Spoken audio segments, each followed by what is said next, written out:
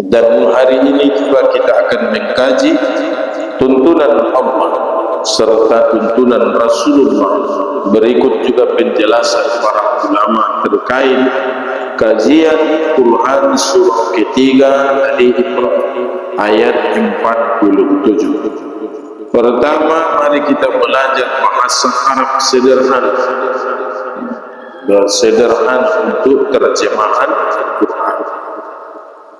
Qalat artinya berkata.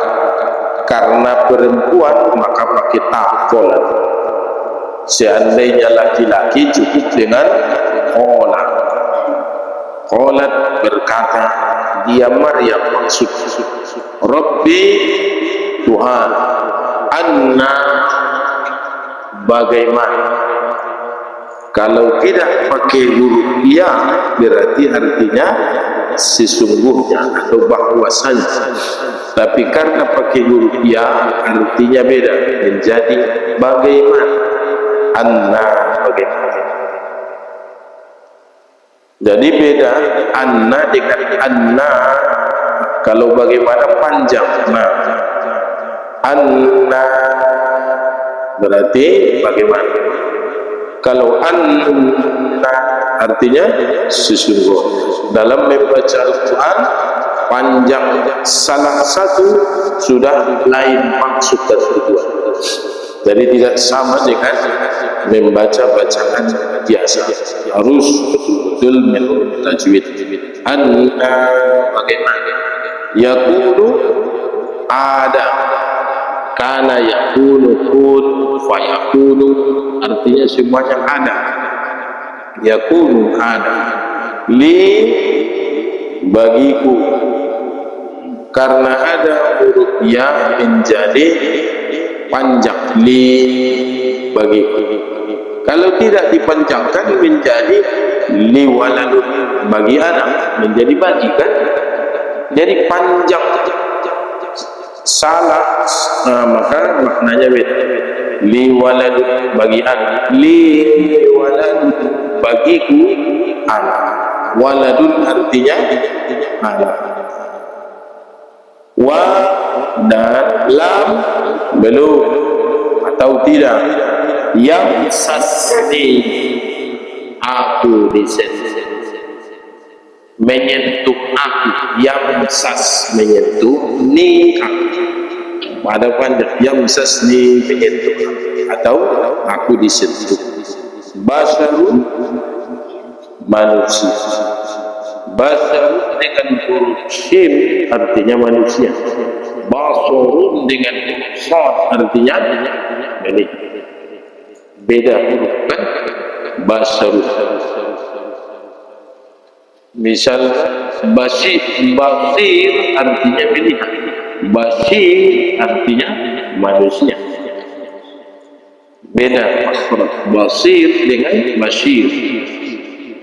Atau basran dengan basran beda dengan huruf sad. Basran artinya penglihatan. Tapi kalau basran artinya riak gembira. Jadi beda. Basran. Jadi mana yang benar? Kalau nama orang Basran atau Basran, yang benar adalah Basran dengan huruf shin. Orangnya gembira. Partata malak bermikir. Basran. Qala berkata, ka seperti zalika demikian Allah yakhluqu menciptakan ma apa yasha'u dikehendaki. Tidak dibuatkan lagi terjemahannya, sudah sering kita dapati dalam Al-Quran. Berikutnya iza apabila qada menetapkan. Qada artinya menetapkan. Berarti qada dan qadar. Kalau qada artinya ketetapan Allah, qadar artinya kekuasaan. Kau beriman kepada qada dan qadar maksudnya mengimani ketetapan. Allah dan kekuasaan Allah. Itu makna khudu' dan khuna. Amr perkara, itulah arti amr. Pala pakai alif, amr perkara. Amr maksudnya adalah keluarga Imran. Beda Imran dengan huruf hamzah alif berarti perkara atau persoalan. Imran dengan ain artinya Imran, keluarga Imran dalam surah Ali Imran. Jadi beda amr dengan amr. Fa maka innama sesungguhnya ma apa yaqulu berkata lahu baginya kun jadi atau ada, fa maka yaqul adalah atau jadi. Dalam ayat ini Allah Subhanahu wa taala mengkisahkan pengaduan Maryam kepada Tuhannya. Rabbi anna yakunu li waladun wa lam yamsasni bashar. Tuhan, bagaimana aku punya anak? Aku saja belum pernah disentuh oleh siapa, oleh manusia. Namun Allah menjawab, kadzalikallahu yakhluqu ma yasha. Kadzaliki karena dia perempuan. Kadzaliki kalau laki-laki menjadi kadzalika. Nah, kalau perempuan diki kadzaliki. Kadzalikallahu yakhluqu ma yasha. Jadi Allah berkuat, Allah bisa melakukan itu, menciptakan itu sesuai kehendaknya. Kalau Allah berkehendak, idza qada amran fa innama yaqulu lahu kun fayakun. Allah cukup berkata kun, maka jadilah. Jadi kun artinya jadi, kun artinya ada, fayakun maka ada atau maka jadi. Dalam ayat ini kita bertemu dengan kata basyar yang artinya manusia. Maka kita sempatkan mengkaji kata basyarun dalam surah Ali Imran ayat 47. Manusia dalam Al-Quran disebutkan dalam 4 kata. Berarti karakter manusia hanya 4 model, hanya 4 macam. Yang pertama disebutkan al-insan. Al-insan banyak, termasuk juga surah al-insan yang dibaca oleh imam biasanya di waktu sholat subuh pada hari Jumat rakaat kedua ini. Al-ata alal insan, apakah tidak datang kepada manusia hinum minat dahri, ketika waktu yang panjang, lam yakun syai'an mazkura, dia belum bisa disebutkan dalam bentuk apapun.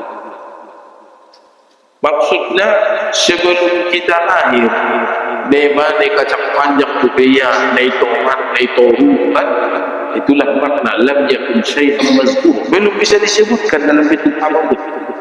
Hinum minat dahri, waktu yang panjang. Waktu yang panjang, orang tua kita masih kecil, kita entah di mana, belum disebutkan.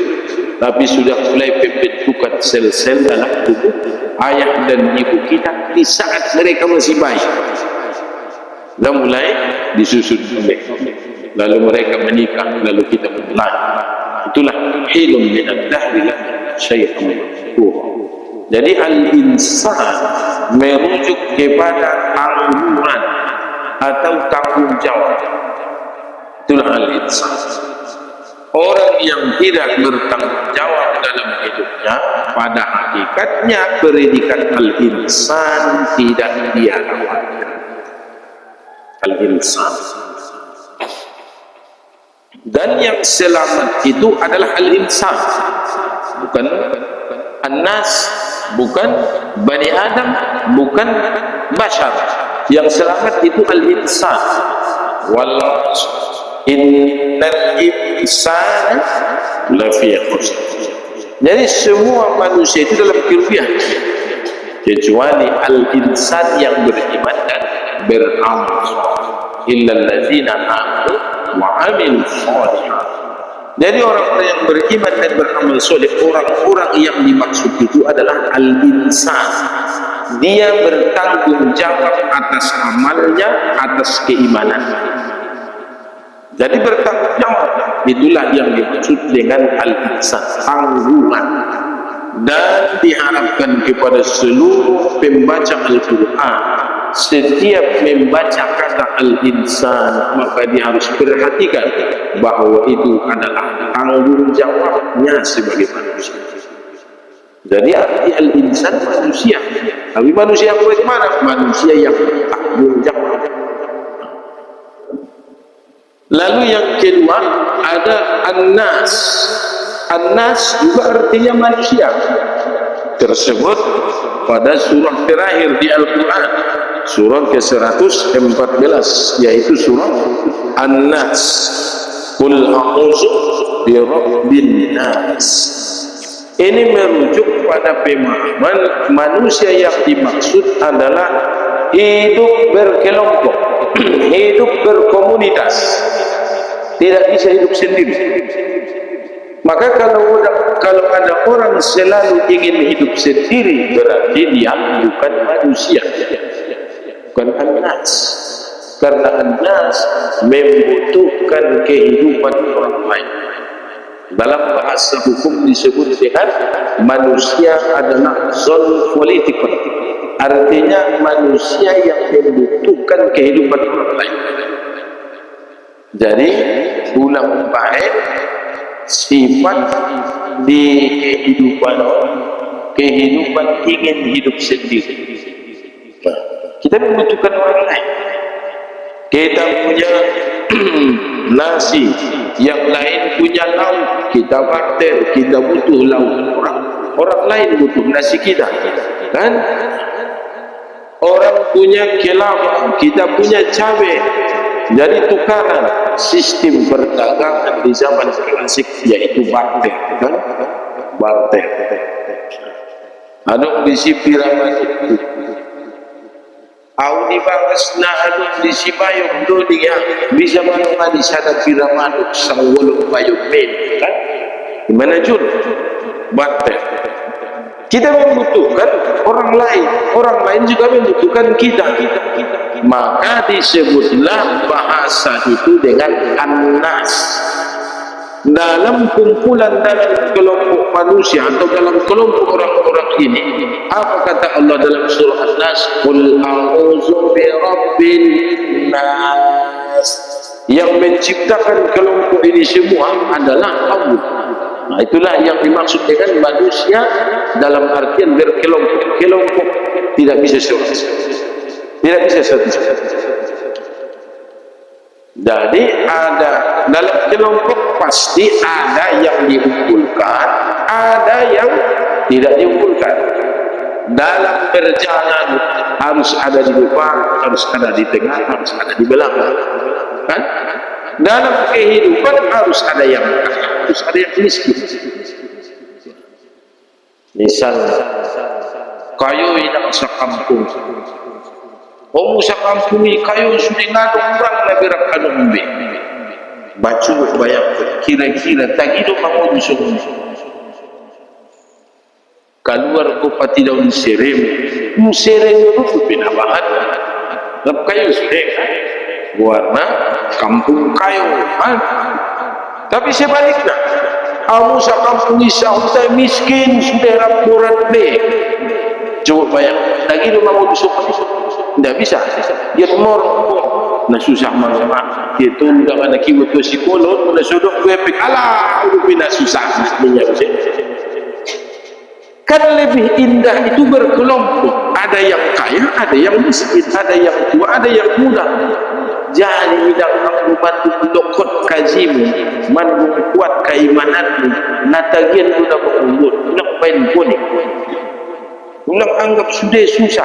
Memang harus ada masa senang biar ada kesusahan. Harus ada masa bahagia, harus ada masa sulit.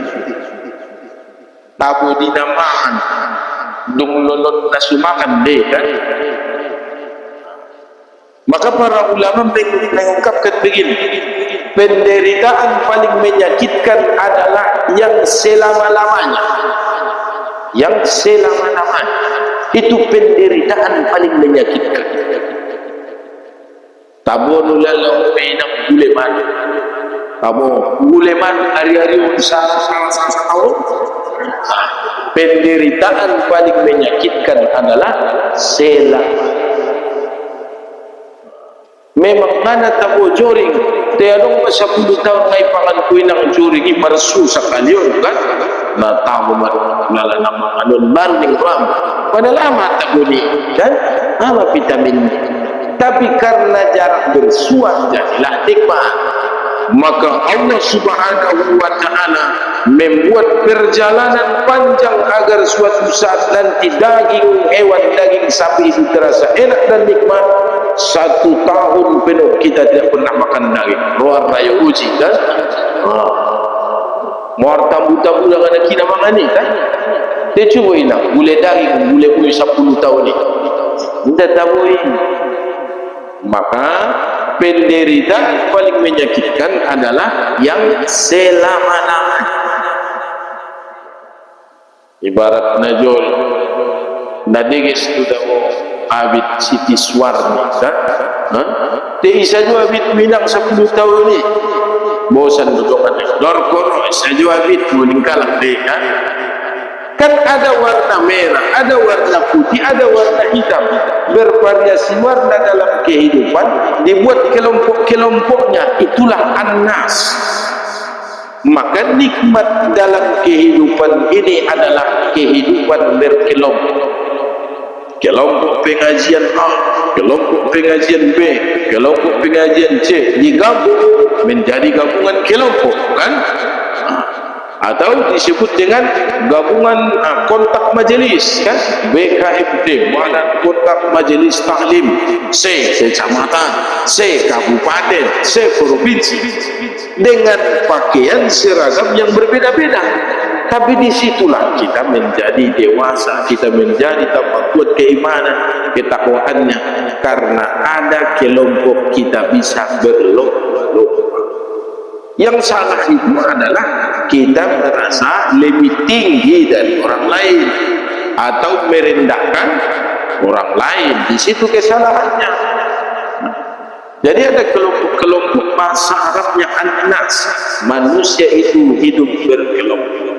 Nabi Adam tinggal di surga, semua kenikmatan Allah berikan.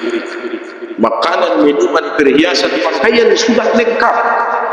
Tapi ketika dia melihat sepasang burung bermesraan di hadapannya, lantas dalam hatinya, ya begitu indahnya, alangkah indahnya kehidupan ini seandainya saya punya teman. Berarti kan kelompok, dia membutuhkan orang lain. Lalu Adam pun tertidur, Allah jadikan perempuan dari tulang rusuknya sebelah kiri. Ternyata kebahagiaan terindah, kebahagiaan paling nikmat sebagai anak adalah kita diterima oleh manusia yang baik.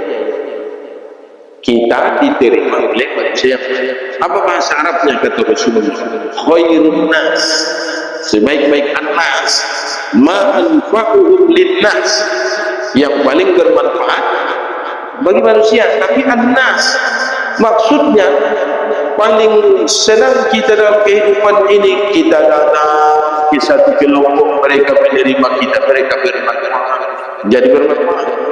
Roh cukup kalak inang misalnya ia namanya dipagasi roh najuk marmo umak nisian pandikan masun diangkap sehat so dia akan najuk marmo dia juga sebalik narami alam isi roh morot sada akhirnya satu pun tinggal di sepuh-sepuh aduh ya salam pun kan itulah an-nas khairun nas, sebaik-baik manusia. Dia diterima oleh kelompoknya karena dia punya manfaat, dia punya ide, dia punya saran, dia punya bantuan.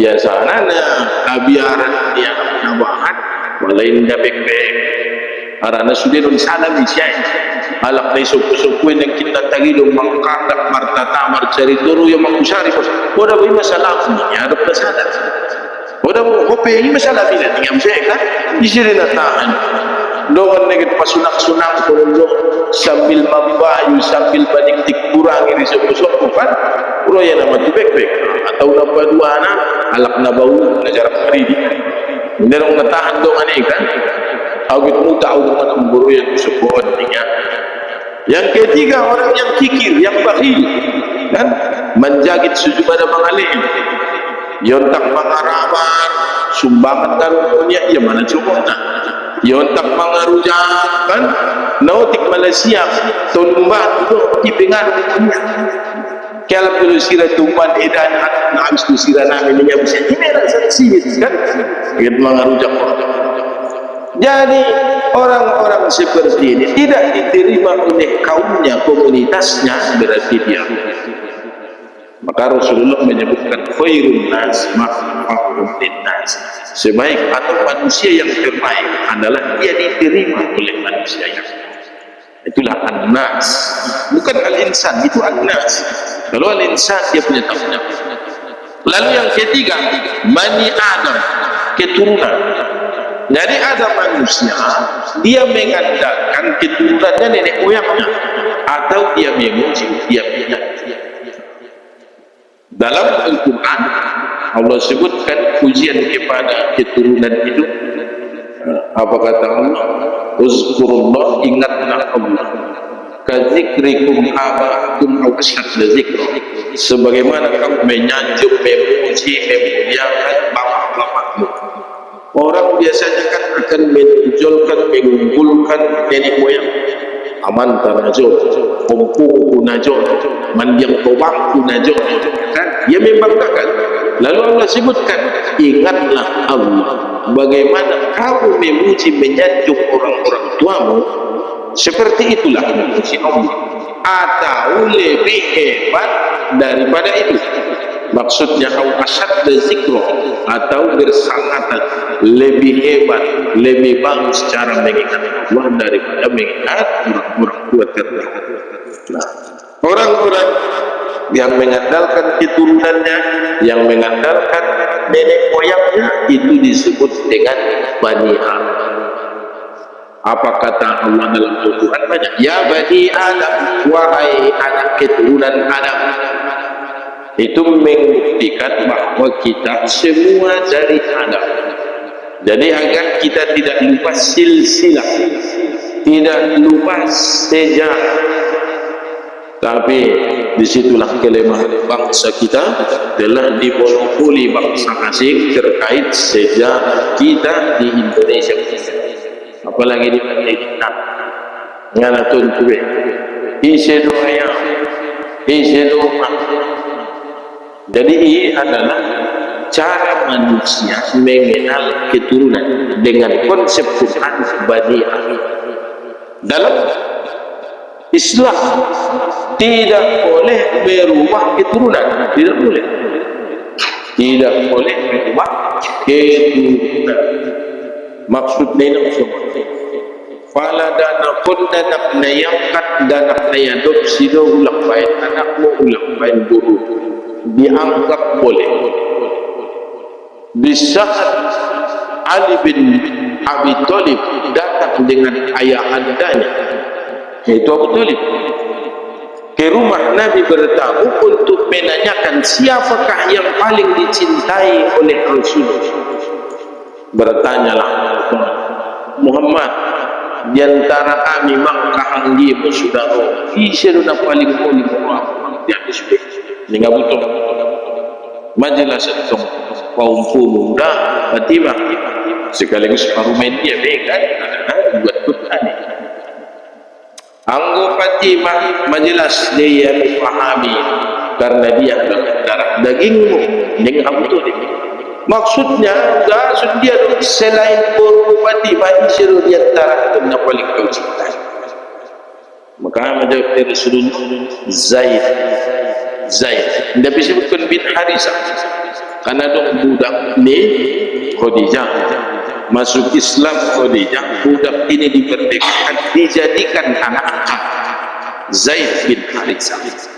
Namun para sahabat, orang-orang menganggap waktu itu Zaid bin Muhammad, Zaid bin Rasulullah, turun ayat Muhammad bukan bapak salah seorang di antara kamu, kata Allah. Maka Nabi Muhammad tidak boleh menjadikan anak angkatnya itu menjadi anak kandung, karena juga muncul kecemburuan di hati Abu Thalib dan juga Ali. Karena Zaid bin Harithah kan anak angkat yang dipungut, yang diadopsi kan? Maksudnya jangan pernah merubah nasab. Kalau tidak lahir dari rahimmu, boleh dianggap sebagai anak, sama dengan anak saudara, anak niboto, anak yang imam kamu kan serupu nih. Tapi ulang jadi anak kandung. Banyak orang mengakal-akali harta warisan agar saudaranya tidak kebahagiaan, tidak mendapat, dialihkannya kepada anak angkatnya. Zolim. Berarti kan yang anggapnya dia anak kandungnya, tidak tolak. Dia tetap harus angkat, tidak boleh lebih dari sepertiga harta, tidak boleh lebih. Nabok Nabi sapartulu janaki, nabok nama baik. Jadi 2/3 itu dia Pak Ustaz, kan adong dua ibu dunia, adong dua kakaknya, adong dua si saudara-saudara. Indah bisa hubunganmu dan hubungan dan saudara dibatalkan oleh seorang yang diadopsi, tidak boleh. Itulah makna kenapa Allah sebutkan dalam Quran Bani Adam, agar kita mengingat keturunan, agar kita mengingat silsilah, anso diingat stambu, arobu. Bagaimana pernikahan? Apabila dipaksakan dengan merubah nasab, maka dosa. Pernikahan itu menjadi pernikahan yang baik. Nomor zina saja dibayar karena mai gunti nasab saya kan tidak boleh. Lalu yang keempat bahasan, yaitu berperasaan. Jadi 4 kata inilah dalam Al-Quran. Ada al-insan, ada an-nas, ada Bani Adam. Yang keempat berperasaan. Kita punya kulit, punya daging, punya tulang. Dalam tubuh manusia terdiri banyak elemen ciptaan yang Allah susun. Ada masa kita lapar, ada masa kita haus, ada masa tertawa, ada masa menangis. Dalam surah Az-Zariyat Allah sebutkan, dialah Allah yang menjadikan kamu bisa tertawa, bisa menangis. Itulah kita manusia berperasaan kan? Ketika melihat atau mendengarkan cerita yang sedih, kita ikut terbawa perasaan, kita menangis. Allah yang buat itu kita menangis. Ada cerita umur, ada yang bisa membuat kita yang gembira, maka kita pun ikut tertawa. Makanya Rasulullah buat perlombaan, siapa yang bisa membuatku tertawa dan menangis sekaligus, dimenangkan oleh Umar bin Khattab. Karena manusia bisa tertawa, bisa menangis. Auda sunjung duwida mantata anak berui ini yang pada kau auda sunjung duwida tangis anak berui ini ikamat baik. Ada anak makhluk di Allah na bisa tangis indah malu mantata untuk mayai, untuk ibil atau jamal unta, camel dalam bahasa Inggris kan. Tapi ada makhluk Allah hanya bisa tertawa, tidak bisa menangis. Bodat mayai. Ini ya. Ini erek cek timbo arbe siapa mawas malodi sudah tangis tapi yang boboda mantap kami dan malodi tangis pada di hobi nang bari ridu batanya itnaun ala siap di batanya sangat masuk orkes misalnya meninggal anaknya lingkong turu-turu kakak mengerek kan ini boboda anggap kudong melihat marsarak luhut tuan dia tangis dia lembui gitu koyo ialah panitia kurbani bo tangis dia lembui. Jadi manusia bisa tertawa bisa menangis, semuanya Tuhan. Itulah perasaan. Dan dalam Al-Quran banyak disebutkan tentang bahasa, membuktikan kita adalah bahasa. Nabi Adam bahasa, para nabi dan rasul adalah bahasa, dan kita juga seluruh manusia adalah basyarun, berperasa. Pertama, dalam surah Ali Imran ayat 79, apa kata Allah? Wa inna min maqala libasadin ayyutiyahullahu kitaba wal hukma wal nubuwah. Tidak mungkin bagi seseorang yang telah diberi kitab oleh Allah serta hikmah dan kenabian, kemudian dia berkata kepada manusia, jadilah kamu penyembahku, bukan penyembah Allah. Tetapi dia berkata, jadilah kamu pengabdi Allah, karena kamu mengajarkan kitab dan karena kamu mempelajari. Jadi dakwah, bahasa, perasaan dalam dakwah harus ditanamkan. Yang hebat adalah Allah, karena kita semua disuruh untuk beribadah kepada Allah. Kalau ada manusia mengajarkan sembahlah aku, tinggalkan. Atau songon sanari na mengaku nabi, mengaku rasul, tinggalkan. Karena semua dakwah itu harus merujuk pada pengabdian kepada Allah. Wahai manusia, beribadah kepada Allah. Atau bapak-bapak, ibu-ibu, saudara-saudara, mari kita beramal ibadah yang beribadah mengkaji. Tapi yang hidup pada leher kebutuhan ini aku dapat. Langit marsilokah kubinang usul Allah Abdullah ya tinggal pun pengajian. Langit membayar zakat ku tu hidup pajolo ya tinggal pun langit mampunya. Dapat. Jadi dakwah itu memang harus didasari oleh perasaan. Lalu yang kedua, surah kelima Al-Ma'idah. Surah kelima Al-Ma'idah, kita lihat ayat yang ke-18. Allah berfirman, wa qalatil yahudu wan nasara nahnu abna'ullahi wa ahibba'uhu qul falima yu'adzibukum bidhunubikum bal antum basharun mimman khalaq. Orang Yahudi dan Nasrani berkata, kami adalah anak-anak Allah dan kekasih-kekasihnya. Katakanlah, mengapa Allah menyiksa kamu karena dosa-dosamu? Tidak, kamu adalah manusia biasa di antara orang-orang yang Dia ciptakan. Dia mengampuni siapa yang Dia kehendaki dan menyiksa siapa yang Dia kehendaki. Dan milik Allah seluruh kerajaan langit dan bumi serta apa yang ada di antara keduanya, dan kepadanya semua akan kembali. Orang Yahudi menganggap diri mereka lebih istimewa karena telah memakan makanan dari surga, manna dan salwa. Nasrani menganggap mereka juga istimewa, lebih dicintai Allah, karena waktu Nabi Isa masih bersama mereka, mereka mendapatkan hidangan dari langit, ma'idatan minas sama. Mereka mendapat hidangan dari langit. Lalu apa jawabnya? Allah mengajari Nabi Muhammad doktor Yahudi dan Nasrani. Aku nabutul Allah keluarnya Allah yang masuk ke asapku. Kaum Firaun yang azab, Ashabul Ukhdud kena azab. Jadi banyak kaum-kaum di kalangan Yahudi atau orang-orang Nasrani yang diazab Allah. Maksudnya ada orang yang merasa diri dia adalah Tuhan, oh indah. Allah adalah Tuhan di bawah hati pengiduan itu milik Allah.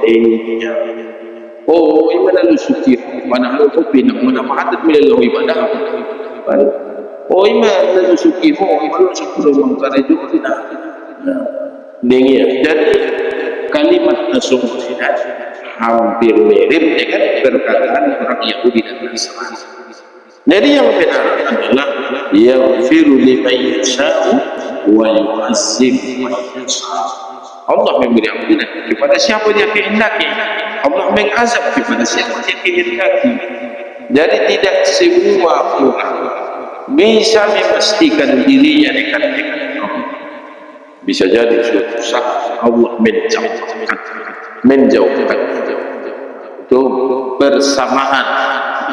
Dalam surah Al-Maidah 18, bersamaan manusia tidak ada perbedaan di antara kita kecuali takwanya, kata Rasulullah. Tidak ada perbedaan Arab dengan yang bukan Arab kecuali takwanya. Tidak ada perbedaan seorang keturunan terhormat dengan rakyat jelata kecuali takwanya. Tidak ada perbedaan antara pemimpin dengan rakyat kecuali takwanya.